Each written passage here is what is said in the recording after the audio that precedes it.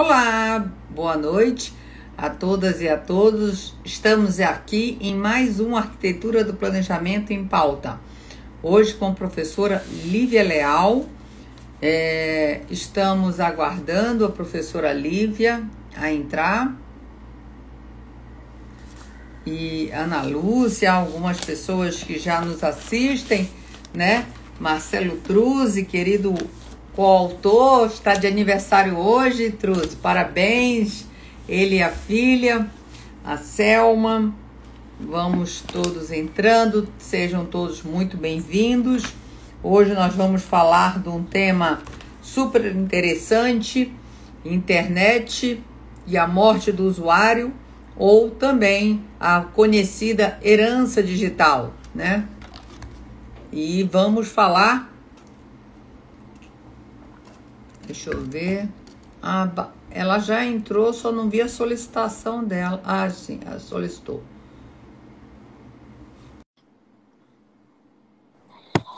Oi, Lívia. Olá, professora Daniele. Tudo bom, querida? Estão conseguindo... Peraí, eu consegui entrar aqui? Sim. Todos estão vendo? Então. Então ótimo. Tudo Perfeito. jóia? Que aqui Que está bom. aparecendo para mim pedir para participar, mas acho que já foi, já entrou então, Já. né? Você Então, está aqui participando, sim. então tá ótimo. Olívia, queria muito te agradecer. A Lívia, eu já estou mais de ano quase, eu acho que desde o início da pandemia, convidando, não deu certo, mas agora eu fiquei na fila, né, Lívia? E aí a Lívia disse, não, quando der eu te aviso. E fiquei muito feliz com esse contato e com essa possibilidade da gente estar falando aqui. A Lívia dispensa apresentação, mas de qualquer forma... Ainda é doutorando ou já defendeu a tese? Não, ainda sou doutorando, ainda falta um pouquinho para a defesa. Então lá, Lívia Teixeira Leal, doutoranda e mestre em Direito Civil pela Universidade do Estado do Rio de Janeiro, UERJ, pós-graduada pela Escola de Magistratura do Estado do Rio de Janeiro, a EMERJ, professora convidada da PUC, da EMERJ, do ESAP, e assessora do Tribunal de Justiça do Rio de Janeiro, e também autora do Arquitetura do Planejamento Sucessório, no tomo 1. Ela é este aqui, gente. Ela tem um artigo que no livro se chama Tratamento Jurídico do Conteúdo Disposto na Internet após a morte do usuário e a denominada herança digital. Eu convidei a Lívia, tinha acabado, acho, praticamente, bem pouco tempo, defendido a dissertação, tanto que a Lívia está desde o primeiro, ainda até aquele vermelhinho, eu acho, que você está. Você nunca recebeu tanto um livro, né? Que vira e volta, você Sinal de recebe. sucesso da obra.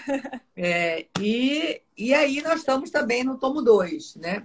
Gente, eu acho importante falar que esse tema ele já foi cuidado desde o tomo 1, em mais de 3 artigos, tem um do Gabriel Norato também, que Gabriel tem um artigo com a Lívia também muito bom, está no IBD Civil, aquele Tá artigo? na RBD Civil. IBD Civil, né? E e tem um artigo do Gabriel aqui, tem um também do Guilherme Magalhães Martins, com o Faleiro Júnior também, que são estudiosos do assunto. No tomo 2 tem um livro da Ana Frazão, falando mecanismo para o planejamento sucessório de direitos autorais.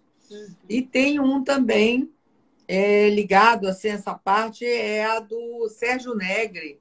Não sei se você já viu no tomo 2, ele tem, cadê o do Sérgio? Autonomia privada, portabilidade de dados pessoais e planejamento sucessório. É super interessante. Bem, eu fiz uma live com a Everilda, ela tem um artigo também no tomo 2, Everilda Brandão, Sim.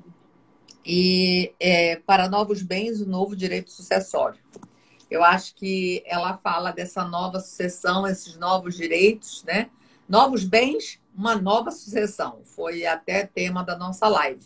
Eu acho que isto nada mais para estar contextualizando, eu sempre gosto, antes de passar a palavra, desse momento, né? Eu acho que se tem crescido o número de testamentos, A pandemia demonstrou que tem aumentado, os cartórios têm aumentado esta maior organização, busca por uma organização patrimonial, né? Seja em vida ou seja pós-mortem. É muito importante também tratar desses novos bens, dessa questão que agora na pandemia todo mundo está usando mais computador. O que eu vi de pessoas que atualizaram seus computadores, compraram novos, porque nós estamos utilizando essa ferramenta muito mais, né? Como os celulares, cada vez mais um celular é um computador, e então isso vai normalizando, né? E cada vez mais pessoas mais novas, as mais velhas, utilizando. Minha avó, Lívia, tem 92 anos.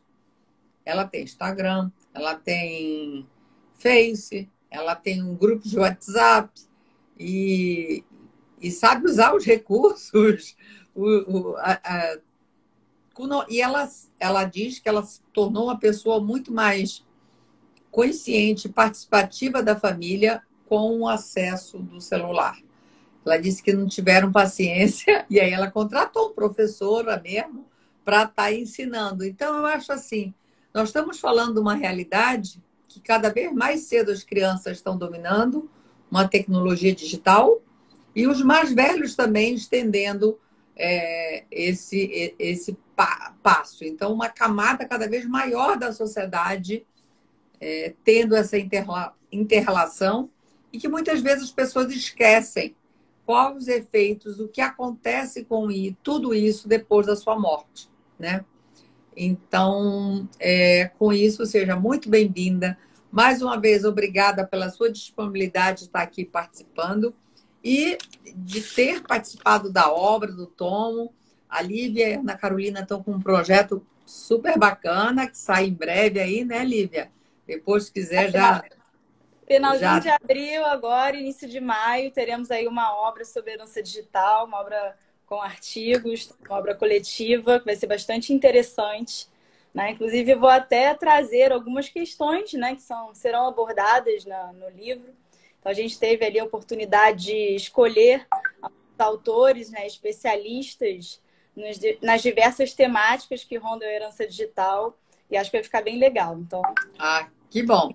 Tenho certeza. E estou muito feliz também de estar participando. A professora Ana Carolina Pongé também participa. Bem, com tudo isso, a gente falando da internet né, e a morte do usuário, até nós escolhemos esse tema para diferenciar um pouco do que só a herança digital, mas esse nome, essa nomenclatura realmente pegou e é muito forte, né? Mas qual seria o objeto da herança digital? Então, Lívia, eu te faço essa pergunta aí e muito bem-vinda mais uma vez. Obrigada, professora Daniele. Primeiramente, eu gostaria de agradecer pelo convite, pela oportunidade de ter participado dessa obra que vem rendendo aí bons frutos, né? A gente já está no segundo tomo, então é sinal de sucesso, né? E pela quantidade de livros que eu recebi como autora, né? Já dá para ver que é uma obra já marcante, né? Então, gostaria de agradecer o convite por participar da obra, por estar aqui. É um prazer enorme poder falar sobre esse tema que é muito caro a mim, né? E esse foi um dos primeiros artigos, de fato, que eu publiquei sobre o tema, né? Então, ele marcou muito também o início da minha pesquisa sobre o tema. Então, é um artigo bastante significativo aí na minha trajetória. Em relação ao tema da herança digital, né? E essa pergunta, eu venho refletindo bastante sobre essa questão do objeto da herança digital, né? Quando a gente fala em herança digital, sobre o que a gente está falando, né? O que está embutido ali, né? O que está por trás dessa terminologia. E aí eu vou aí resgatar um pouco do início da minha pesquisa, né? Quando eu ingressei no mestrado lá do Direito da UERJ, eu comecei a buscar temas, né, que eu pudesse abordar ali antes mesmo do ingresso. E eu identifiquei essa temática por uma questão pessoal minha, né, que eu vivenciei.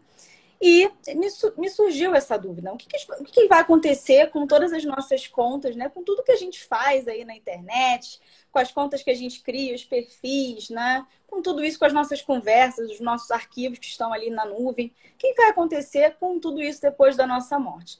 E aí eu comecei a minha pesquisa a partir desse questionamento, né? E quando eu comecei a pesquisar sobre o tema, eu estudava muito, né? Direito de família e das sucessões.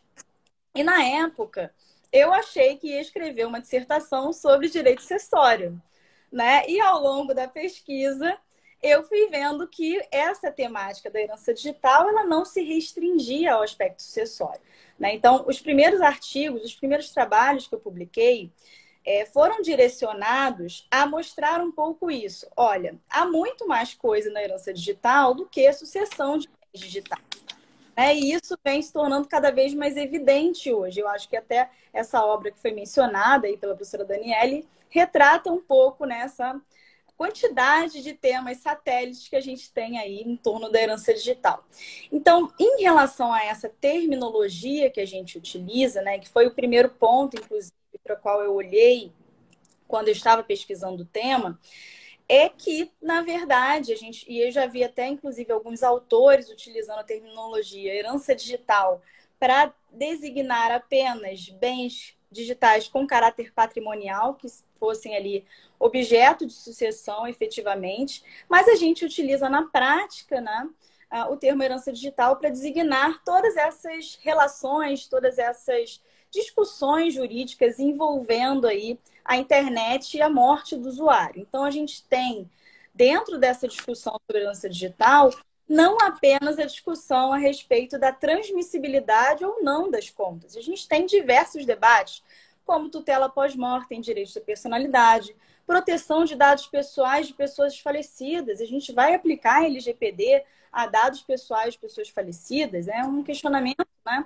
que a gente ainda está ali engatinhando, está embrionário aqui, a gente precisa discutir mais isso, né? Tutela de direitos de terceiros que se comunicaram ali com aquela pessoa falecida, né? Os primeiros projetos de lei buscavam ali, os primeiros trabalhos também que eu tive a oportunidade de ler, os trabalhos acadêmicos, buscavam viabilizar uma sucessão completa de todos os bens digitais, ou seja, todas as contas que a gente tivesse na internet seriam transmitidas aos herdeiros, aos familiares. O que significa isso na prática? Significa que o familiar teria ali uma disposição, né, uma administração, um acesso e administração daquela conta.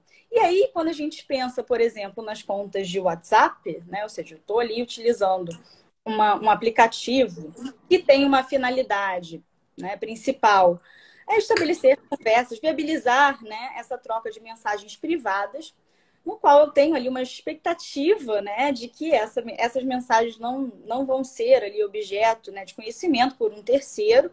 Existe uma expectativa, é claro que isso pode ser quebrado na prática, mas existe, né? Eu espero que ninguém vá ali acessar essas conversas de alguma forma, a princípio, né? Então, eu teria ali, de acordo com essas propostas e os primeiros trabalhos acadêmicos, eu teria a transmissão dessa conta. Então, o familiar poderia acessar esse WhatsApp da pessoa falecida e tomar conhecimento de todas as conversas, né, que foram ali travadas com ele durante a sua vida. Então, uma mensagem que uma pessoa mandou para aquela pessoa em determinado momento, ali, às vezes uma confidência, né, uma foto com um cunho sexual, por exemplo, né, que envolva uma nudez, ou até a gente pode pensar também no WhatsApp de um médico ou de um advogado. A gente vai ter ali o recebimento de informações sigilosas que possam ser utilizadas ali na atividade profissional. Então, esses primeiros projetos buscavam, né, sugeriam ali a sucessão irrestrita de todos os conteúdos. E isso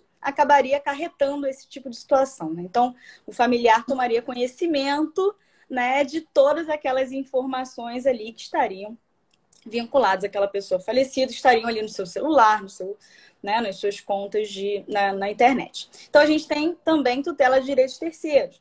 Aí, no caso do WhatsApp, a gente traz também discussões envolvendo o sigilo das comunicações, que é protegido pela Constituição Federal, né? Essa questão do sigilo profissional que eu mencionei, questões envolvendo direitos autorais também. A gente não pode ignorar que nas contas que a gente tem, e a gente tem cada vez mais contas diversificadas, né? A gente tem hoje contas profissionais no Instagram, né, vinculadas a até pessoas jurídicas, contas comerciais no WhatsApp. A gente vem tendo aí até essas diferenciações sendo feitas pelos próprios provedores, né? Então, hoje, quando a gente acessa o WhatsApp e vai ali fazer um pedido, né? Um pedido de uma comida, por exemplo, num determinado restaurante, ele avisa, olha, você está conversando com uma conta comercial, né? Há ali um aviso em si. Então, a gente tem essas contas cada vez mais diversificadas, a gente pode ter contas que tenham conteúdos ali protegidos por direitos autorais, que envolvam uma contratação que aquela pessoa fez em vida, né? A gente tem também contas que são aí monetizadas, há uma exploração econômica daquela conta, né? A gente tem isso aí também bastante evidente, né? Isso pode envolver algumas contratações. Mesmo de WhatsApp também? Ou é outro tipo? Não, mas Não, Instagram, é YouTube, Instagram, sim.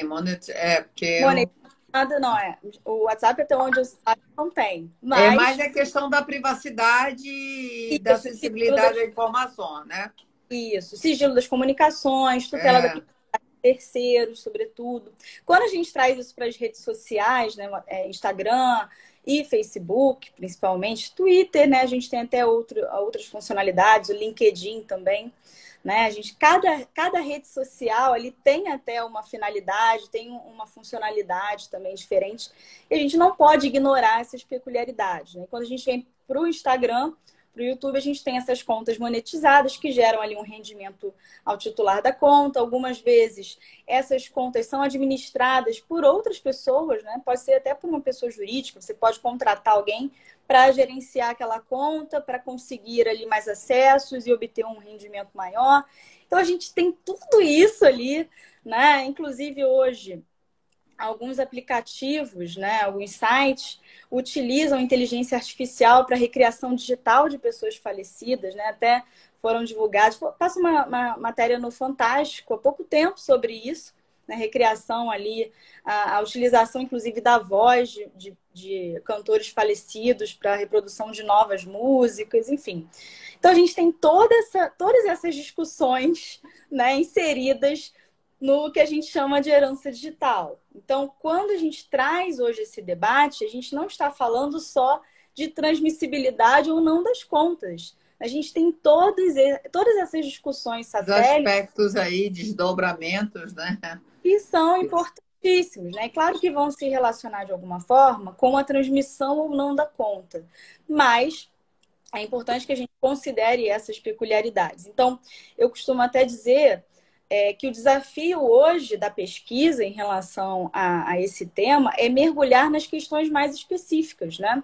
Então, eu venho até incentivando os meus alunos a trabalharem temas, né, esses temas mais específicos, que a gente precisa caminhar, evoluir nesse debate, não ficar só debatendo se vai ser transmitido, se não vai ser transmitido, mas olhar para essas situações aí, né, que vão ser extremamente importantes para a gente definir a tutela jurídica direcionada aos bens digitais depois da morte. Então, o objeto da herança digital, né, respondendo a sua pergunta, então concluindo meu raciocínio aqui, né, que eu venho trazendo. Alguns autores utilizam essa nomenclatura de uma forma restrita ao que seria objeto ali de herança de sucessão, que seriam as contas com caráter patrimonial. Já li artigos acadêmicos utilizando essa nomenclatura desse modo, mas, de uma forma geral, a gente vem utilizando essa nomenclatura herança digital para designar todas essas relações, né, todas essas discussões que vão aí ser decorrentes da morte, dos efeitos da morte do usuário ali na internet, nesses bens digitais. Então, acho que essa primeira pergunta aqui eu fiz. Não, muito bom, muito obrigada. Cumprimentar a professora Ana Carolina Brochado Teixeira, que entrou aqui, né? Nossa amiga Carol, nós falamos no início que vem novidade boa, sua e da Lívia, em breve, que eu estou muito feliz também de participar dessa obra coletiva que vocês estão organizando, junto com a professora Ana Carolina, Caroline Pongé. Então, não, mas foi muito importante porque esse tema ele é tão novo e tem tantos assuntos. Eu vejo uma similaridade entre a questão do planejamento sucessório e da herança digital. Assim, no sentido que, lógico que... Mas eu falo assim, é tão interdisciplinar, envolve... Quando você, no início da sua fala, você falou que achava que seriam objetos de família e sucessões, e que foi... É isso, né? E eu acho muito interessante a obra, porque eu divido em 3 eixos, né? Que é direito às sucessões, novas perspectivas e direitos correlatos. E aí você envolve várias questões da sucessão, mas que vão refletir indiretamente ou diretamente no planejamento. Os momentos patológicos são situações, né, bem críticas, e também os instrumentos, aí sim, os instrumentos na parte 3. Então, dentro dessa estrutura, a gente realmente teve o 1, o 2, estou trabalhando no terceiro, que sai agora esse ano, Que segundo maravilha. semestre, não sai para agora. Já estou com um sumário do 4, então, por isso, eu acredito também que o livro de vocês vai ter demanda, não só pela temática ser nova, carecer de bons artigos sobre o tema, das pessoas estarem se debruçando, realmente encarando e construindo, né? Na verdade, eu acho que, diferentemente aí, o direito das sucessões, né, já está, lógico, dentro do Código Civil, mas novas situações, novas demandas da sociedade em função dos 2 pilares das sucessões, como família e bens. E aí que fala a propriedade, né? E de bens. No caso aqui, nós estamos falando não só de famílias, né? Que às vezes questões familiares interferem aí nesses bens digitais, como também a própria propriedade, que o código, qualquer manual, fala em propriedade, não fala nem patrimônio. E aí você vê dentro desse patrimônio uma evolução, uma transformação desses bens, né? Saindo de uma característica de um patrimônio extremamente de bens imóveis, para depois para bens móveis e agora os bens digitais.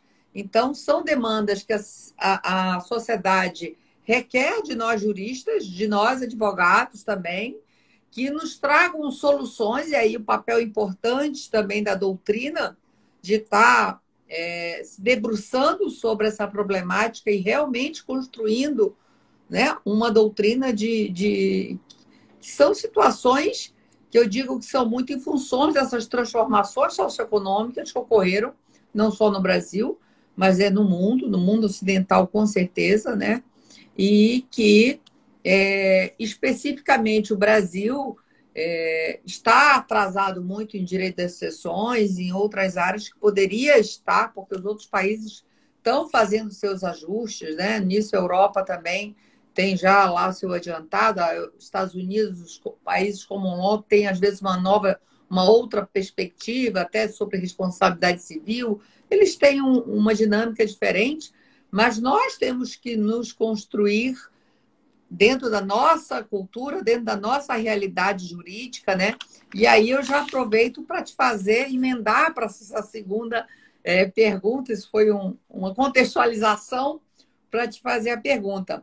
Quais as normas nos termos do ordenamento jurídico brasileiro para diminuir os problemas decorrentes da morte do usuário, né? Dentro do que eu falei no caso do direito das sucessões, está extremamente engessado, né?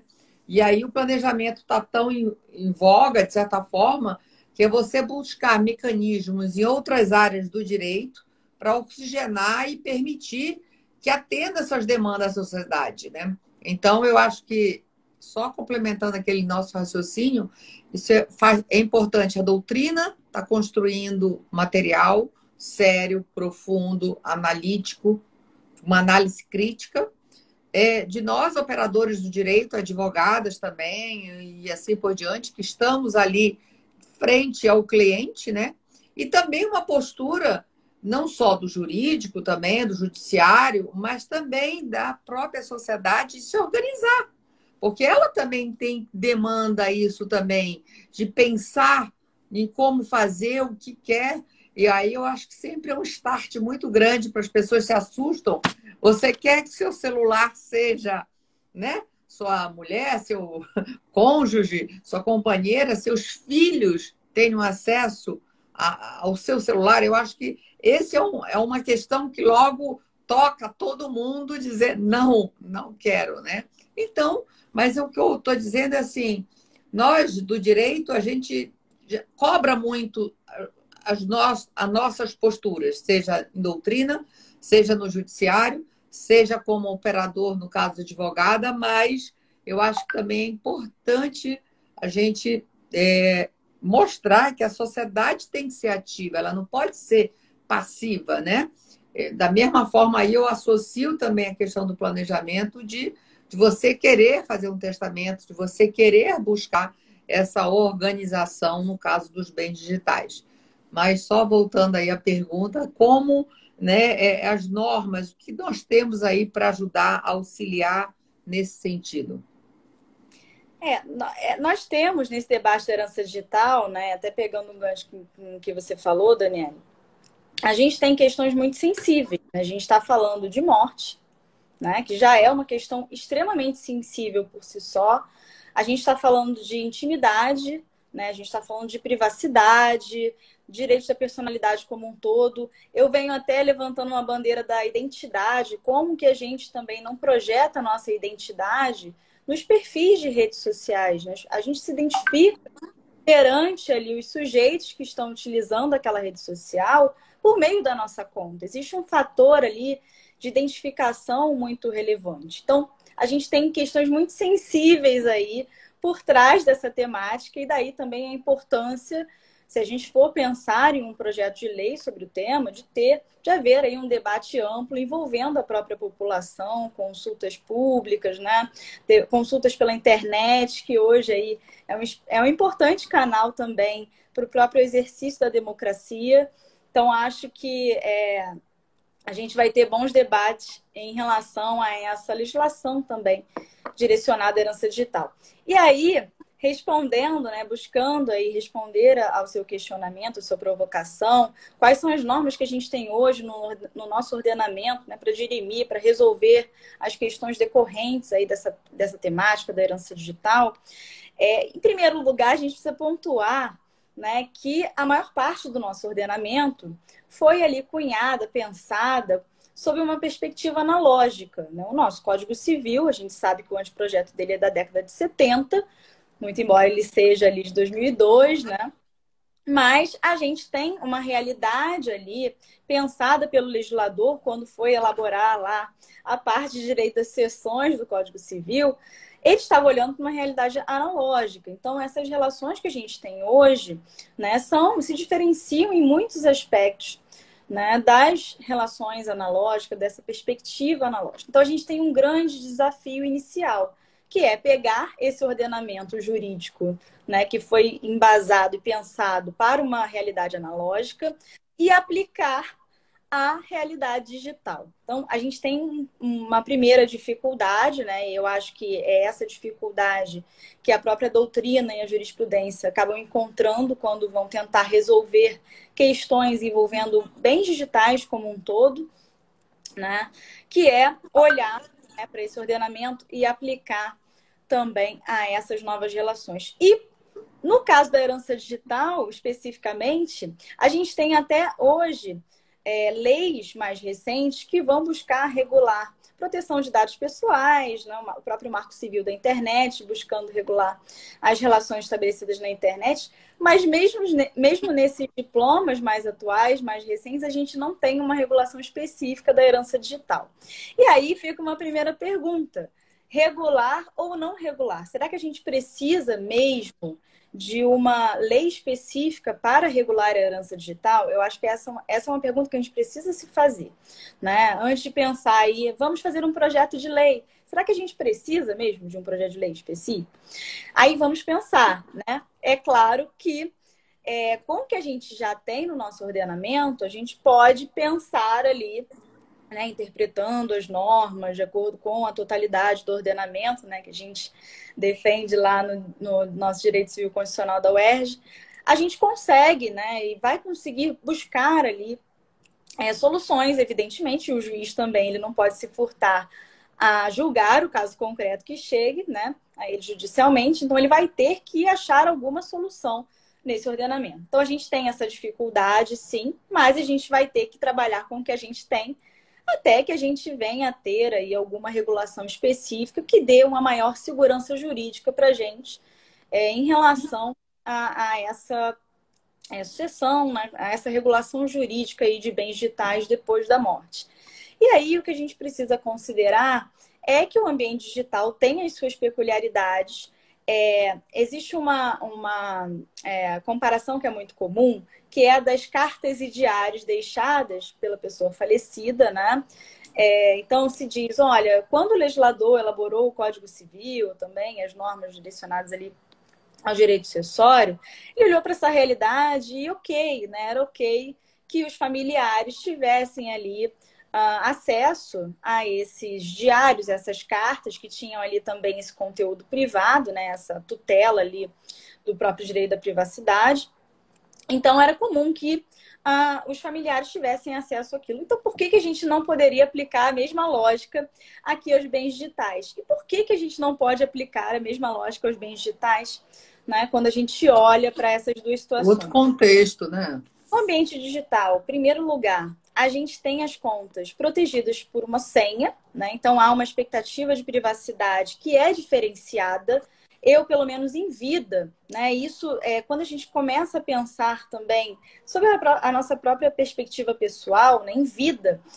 Por exemplo, eu sei que esses livros que estão aqui atrás de mim vão ser objeto ali de sucessão aos meus herdeiros. Então, caso eu venha a falecer, os meus herdeiros, né? Porventura ali o meu cônjuge, ou os meus filhos, os meus pais, enfim, vão poder ficar com esses livros.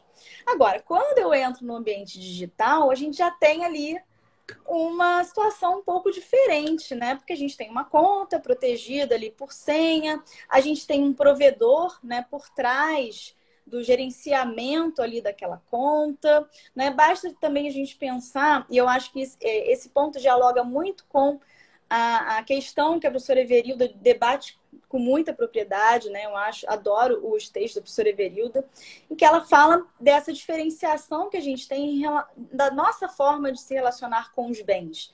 Então, se antigamente a gente ia lá na loja, quando queria escutar uma música, assistir um filme, a gente ia lá na loja, comprava o CD, né, físico, comprava o DVD para assistir em casa e guardava, né?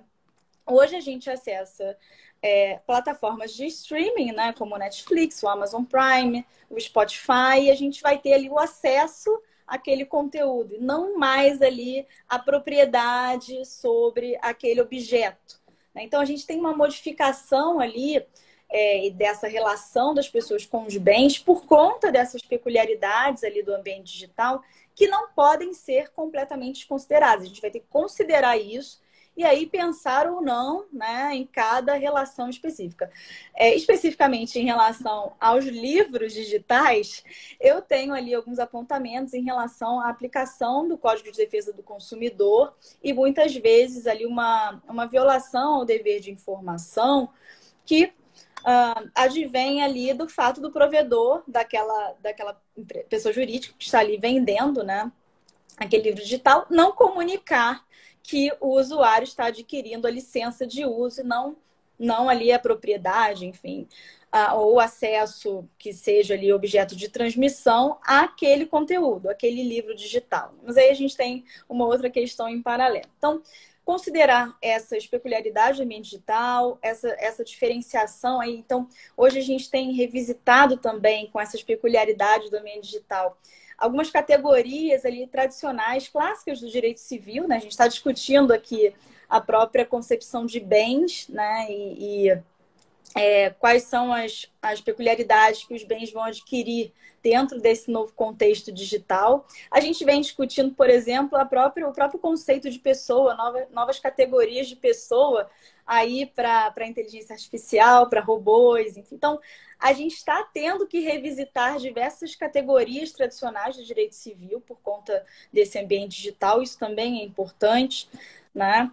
E também considerar aí essa diferenciação entre os conteúdos, os interesses envolvidos. A gente tem que considerar tudo isso quando a gente for olhar, né, para o nosso ordenamento e identificar o que vai ser aplicado. Então, o que a gente tem hoje né, assim, mais para exemplificar, né, eu acho que de uma forma central que a gente tem para regular a herança digital, a gente vai ter, sim, as normas pertinentes ao direito sucessório do Código Civil, e mesmo quando a gente pensa, é transmissível, né, a gente tem diversas outras dificuldades, né, como é que a gente vai incluir os bens digitais em inventário?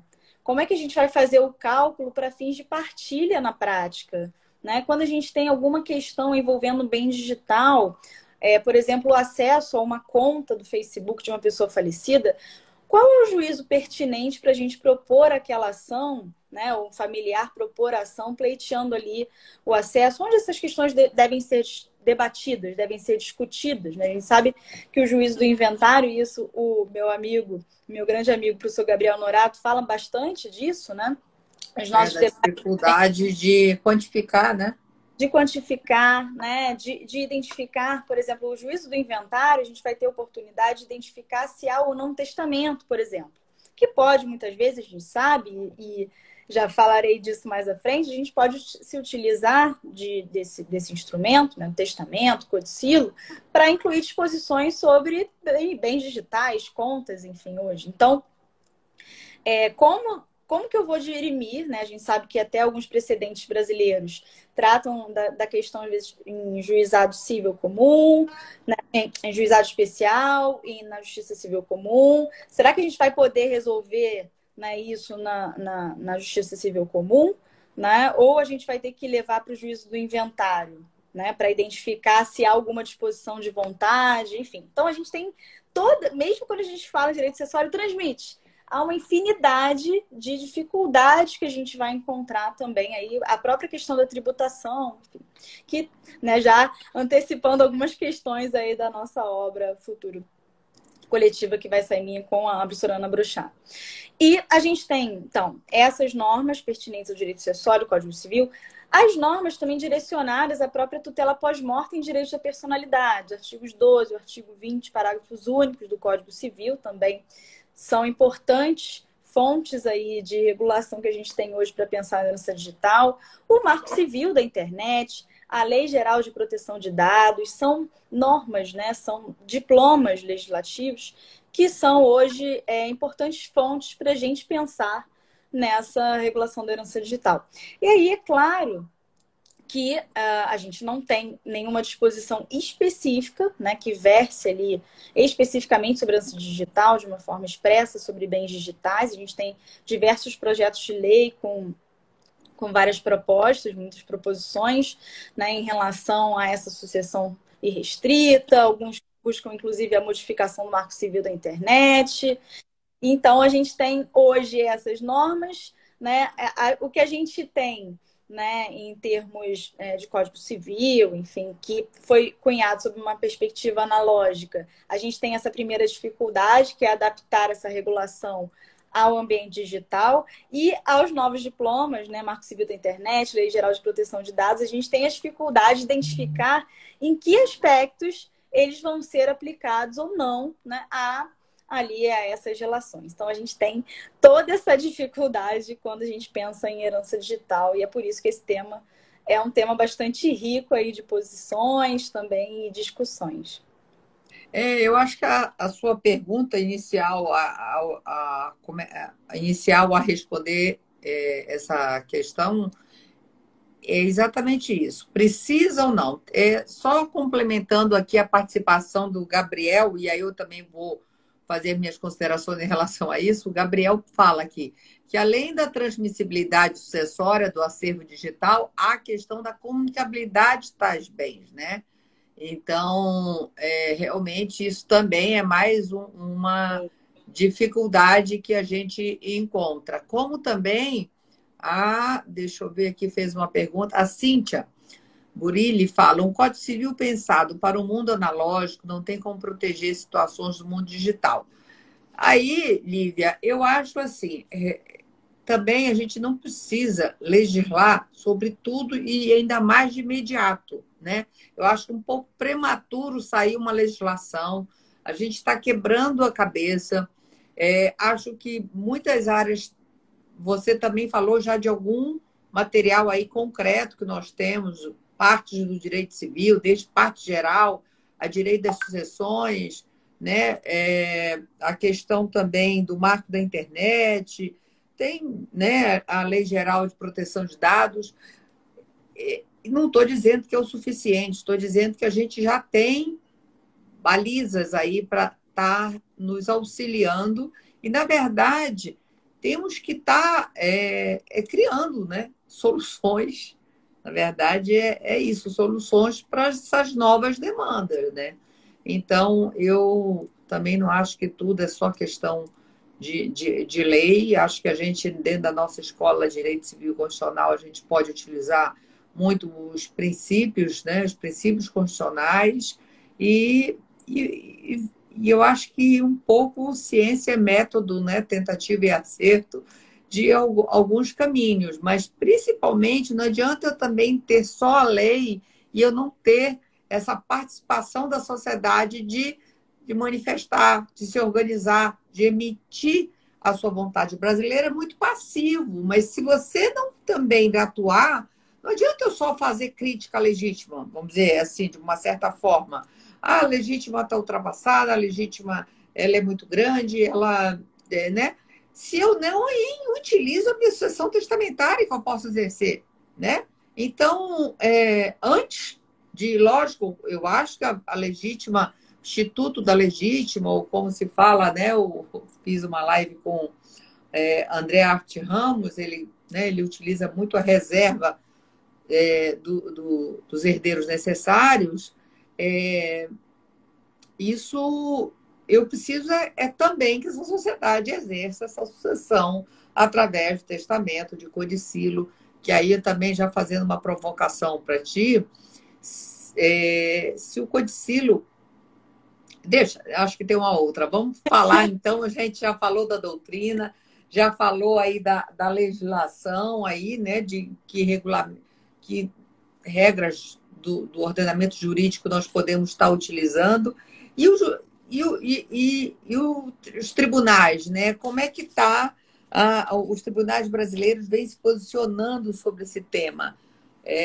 É difícil para eles, porque não tem, né, um precedente, não tem jurisprudência para estarem tendo como, então eles também estão tendo que fundamentar e construir essas decisões, mas para que norte aí você acha que estão tendo aqui no Brasil as poucas decisões que tem dentro da área, né? A gente tem um grande precedente internacional, né, proferido pelo BGH, lá da Alemanha, em que foi autorizado o acesso pelos pais à conta da filha falecida no Facebook depois da morte dela, né? É um caso até bastante famoso. A menina havia falecido numa estação lá de metrô e os pais queriam saber, né, qual foi ali a razão daquela morte, né? Se foi um acidente, se foi um suicídio. E aí o pleito deles era justamente de acessar ali a conta dela do Facebook, obtendo informações ali, inclusive das conversas que ela havia travado com os colegas, né, para tentar identificar se havia ali algum tipo de tendência suicida, enfim. E o BGH entendeu, né, que essa conta seria objeto de transmissão aos familiares, e aí ele utiliza diversos fundamentos, eu não vou pormenorizar todos aqui por conta do tempo, mas a gente teve esse grande precedente internacional. Aqui no Brasil, a gente tem aí uns 3 precedentes que são mais divulgados, também comentados. A gente teve um primeiro caso de uma mãe no Mato Grosso do Sul que queria ali que o Facebook excluísse a conta da filha dela que havia falecido, né? E o argumento dela foi que aquela conta da filha dela que havia falecido se tornou ali um muro de lamentações, porque os amigos publicavam ali na linha do tempo daquela menina diversas mensagens, né? Enfim, relacionadas ao próprio processo de luto, de saudades, enfim, isso estava gerando um grande sofrimento ali para aquela mãe.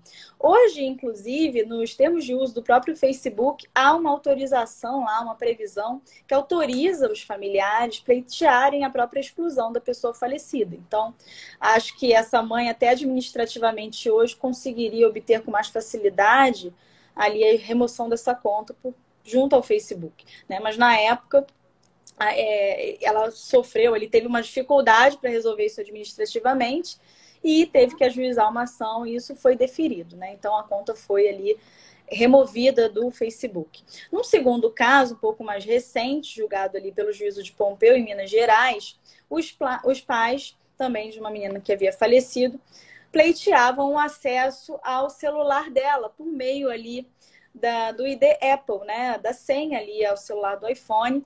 Queriam obter acesso ali ao conteúdo do que estava no iPhone dela, né? E isso foi julgado, esse pedido foi julgado improcedente, com base ali no sigilo das comunicações, na tutela de direitos da personalidade, a própria intimidade da pessoa falecida, isso tudo foi suscitado ali como fundamentos para deferir esse pedido, né? Julgar improcedente esse pedido aí dos pais. A gente teve um outro precedente um pouco mais recente, né, bastante recente, inclusive julgado pelo Tribunal de Justiça de São Paulo, né, em que uma mãe ajuizou uma ação de obrigação de fazer com reparatória e o pleito dela aconteceu, o Facebook deletou a conta da filha dela que havia falecido. Ela argumenta que ela tinha ali o login e a senha e acessava a conta da filha dela e o Facebook simplesmente excluiu aquela conta.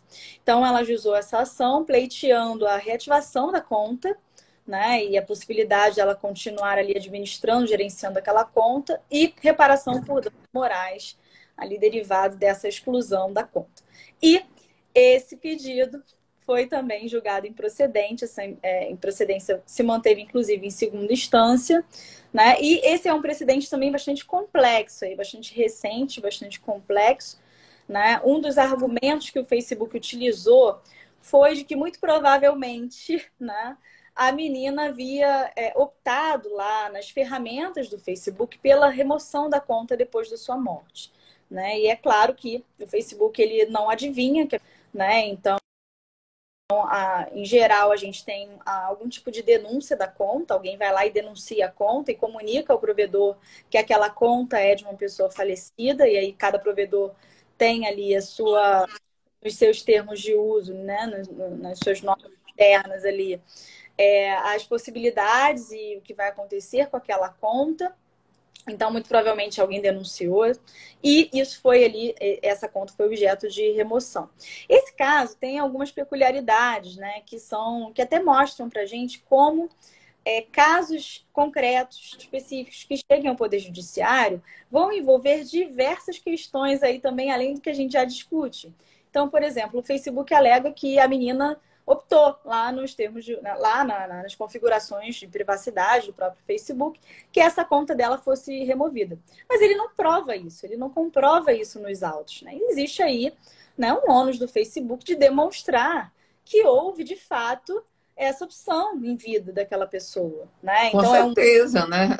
um elemento que, a meu ver, vai somar todas essas questões que a gente já vem falando, que são as próprias restrições, as questões processuais mesmo, que muitas vezes acabam fazendo com que a solução de uma determinada questão, né, quando a gente pensa em abstrato, ela tenha ali um outro resultado concretamente dentro de um julgado, né, dentro de um processo judicial. A gente tem diversas normas processuais que vão restringir ali o próprio atuar do juiz, né? Então o juiz fica restrito ao pedido que foi feito, né? Então a gente tem várias questões processuais também que vão somar questões probatórias, enfim. Então, esse é um precedente também que só esse precedente daria quase que uma live. Eu estou escrevendo um artigo com a professora Cíntia Burilli e o professor Gabriel Norato, que deve sair mais para frente, sobre esse precedente, a gente está comentando, né? Mas a gente tem, então, esses 3 precedentes centrais aqui no Brasil, né? A meu ver, pelo que eu percebo, né? A gente está evoluindo, né? Quando eu leio esses precedentes, quando eu olho, inclusive, os projetos de lei que vêm sendo apresentados, eu acho que a gente vem evoluindo nesse debate, isso se torna muito claro, mas a gente ainda tem muitas questões em aberto, né? Então, esses foram os 3 precedentes. Eu acho que os tribunais brasileiros, ao que me parece, estão ali indo no sentido de não desconsiderar, né, tutela pós-morte em direitos de personalidade, não desconsiderar direitos de terceiros, né, e trazer também essas questões e não apenas dizer direito dos herdeiros, a gente vai transmitir tudo, né? Eu acho que a gente tem uma tendência a considerar também esses outros elementos. Com certeza. A gente já está caminhando para a reta final, eu vou até juntar aqui um pouco. Dentro de buscar regular, né, dentro da herança digital, se devíamos considerar alguma coisa específica e como pensar em um planejamento sucessório, fazendo um link aí com a arquitetura do planejamento em pauta, que é essa live, que é essa série de lives que eu faço com autores da arquitetura, né, que eu posso estar utilizando aí como um planejamento para esses tipos de bens? Vamos lá, né? A gente tem aí esses projetos, alguns projetos de leis, projetos inicialmente, né, que datam lá de 2012, vão trazer essa ideia inicial de transmissão irrestrita de todos os conteúdos. A gente tem alguns outros mais recentes, olhando ali para o Marco Civil da Internet, já pensando até em questão de tutela de dados pessoais, sob uma outra perspectiva, né?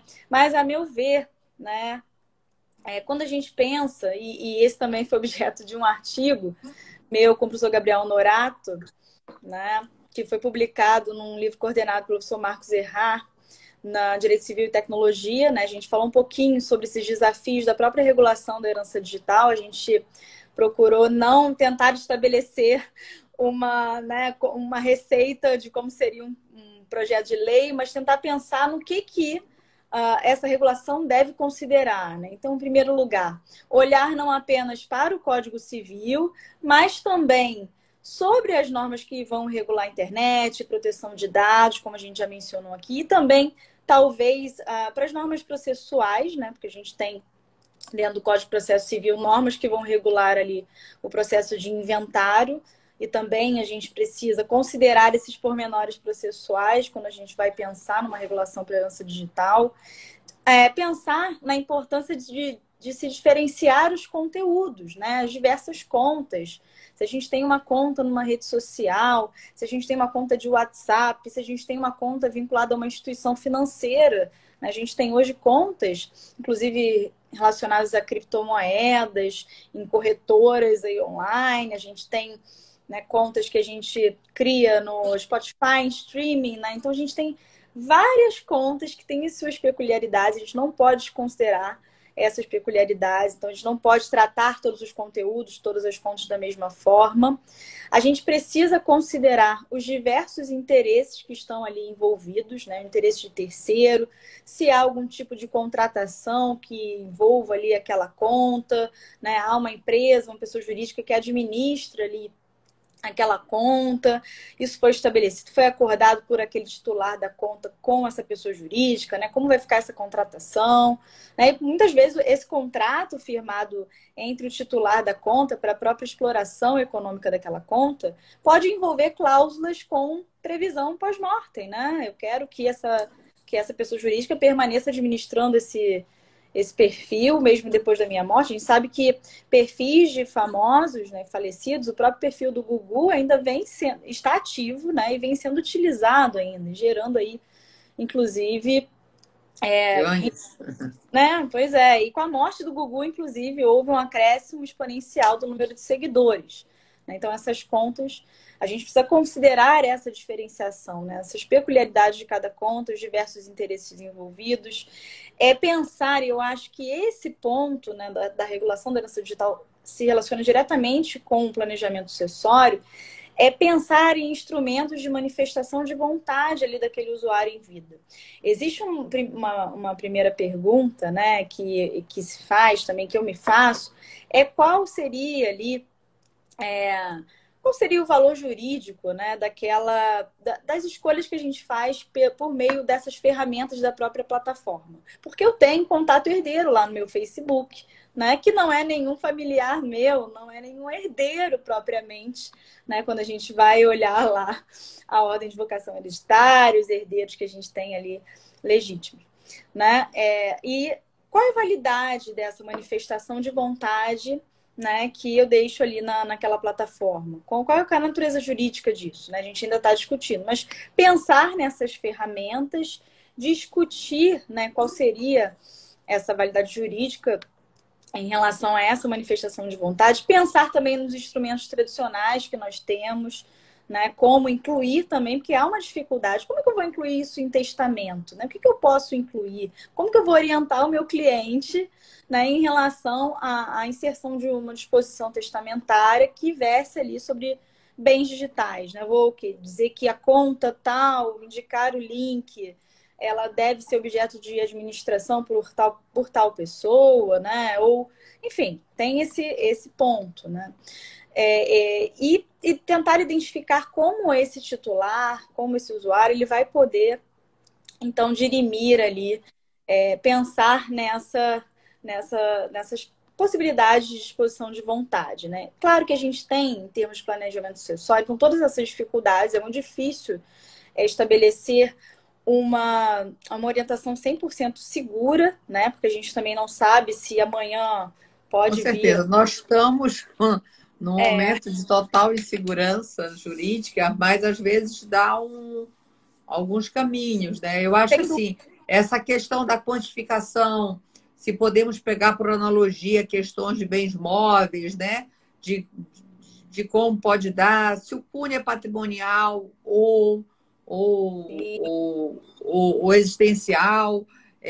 São circunstâncias que vão, e é isso também, é muito caso a caso, circunstâncias, por isso, e aí até a Simone Tassinaro fez uma pergunta, mas eu também só jogando aqui, eu tenho estudado um pouco sobre o codicilo e tenho visto talvez que ele, nesse momento que a gente está ressuscitando alguns, buscando o máximo de potencialidade dos institutos para virem atender as nossas demandas, de repente o codicilo também é um instrumento com menos formalidades para, às vezes, essas questões existenciais, ele poderia ser, e até patrimonial, até 10% a jurisprudência entende do seu patrimônio, que pode ser através de pequenas montas. Mas olha como é um processo tão difícil que tem que tirar amarras de segurança de nós mesmos, operadores, de estarmos vendo aquilo como instrumento, de nós, da sociedade, de estar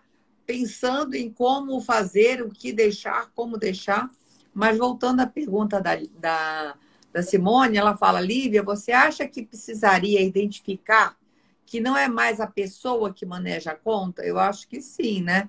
E principalmente o famoso, você sabe que faleceu e quem não é, né? Eu acho que sim.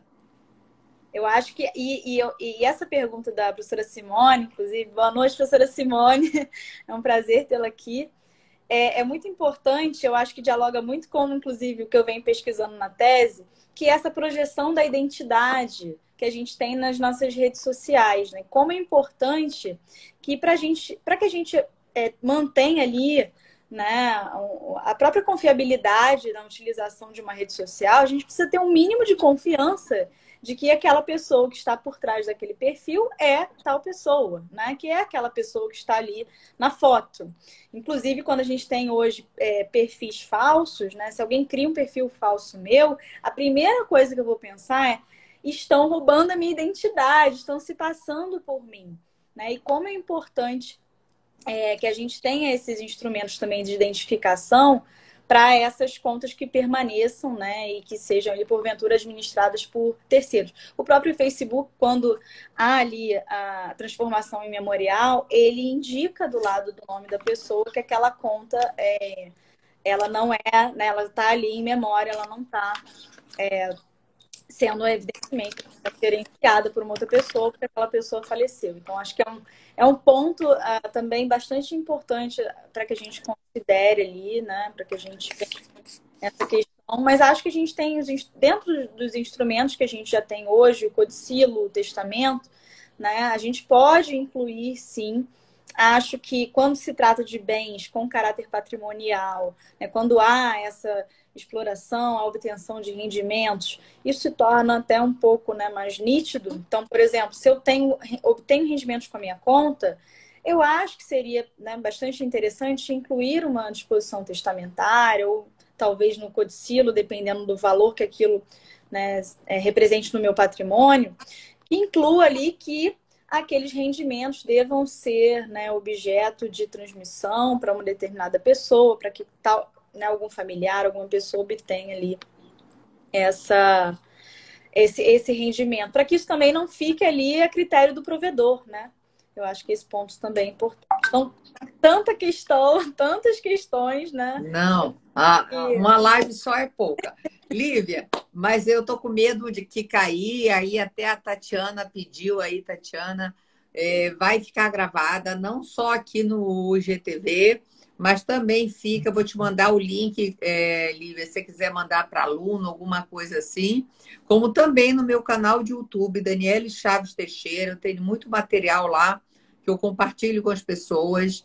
E mais uma vez, lembrando, gente, no meu link da bio está o site para se inscreverem para a segunda turma do nosso curso, organizado por mim, professora Simone Tassinari, professor Daniel Bucar e professora Ana Carolina Brochado Teixeira, que também estava aqui presente.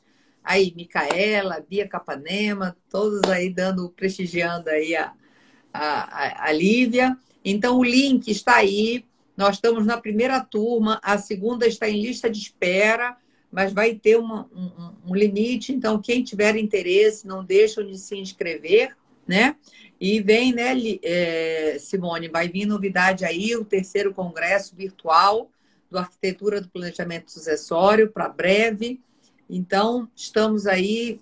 Semana que vem, a professora Daniela Mucilo estava aqui também na live. Próxima terça-feira, lembrando que hoje foi um dia excepcional, eu tinha uma audiência amanhã, e aí a Lívia pôde fazer a nossa live hoje. Mas semana que vem, volta às terças-feiras, às 17 horas, dia 27, tá bom? Lívia, super obrigada, tá? Mais uma vez, e parabéns aí pelo livro, que eu já estou sabendo que está saindo excelente aí, com artigos maravilhosos. Viu? Eu que agradeço o convite. Obrigada, professora Daniele. Uma boa noite a todos. Boa noite, boa noite.